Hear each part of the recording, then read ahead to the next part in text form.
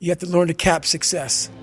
So what I do is, like right now, I don't like doing podcasts. There's a lot of things I don't do that I have to do now to get the message out there and help people out. And what I mean by capping success, I believe everybody should live their life. So everything that someone says in life, take it with a grain of salt. Take what they give and don't be like, oh, David Goggins said this or whoever said this. No, do not take what I say and do exactly what I say.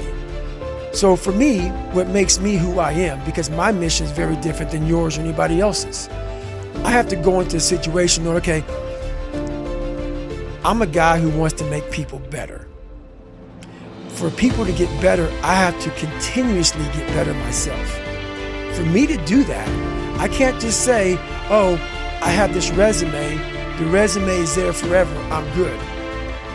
I have to cap my success, because for me to help people out, I can't just say I did it once and I'm good.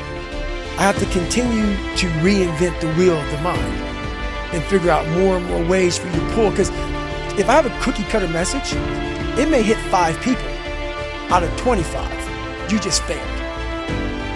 My message needs to be in a way where I can hit all 25 people. It needs to be broad enough to where all 25 people may not like the message, but they're getting something from it. And that is evolution. You must continue to evolve. And you don't evolve, for me, in my job, unless I cap myself somewhere and say, okay, you made this much money, get back to fucking work. It's time to get back to work.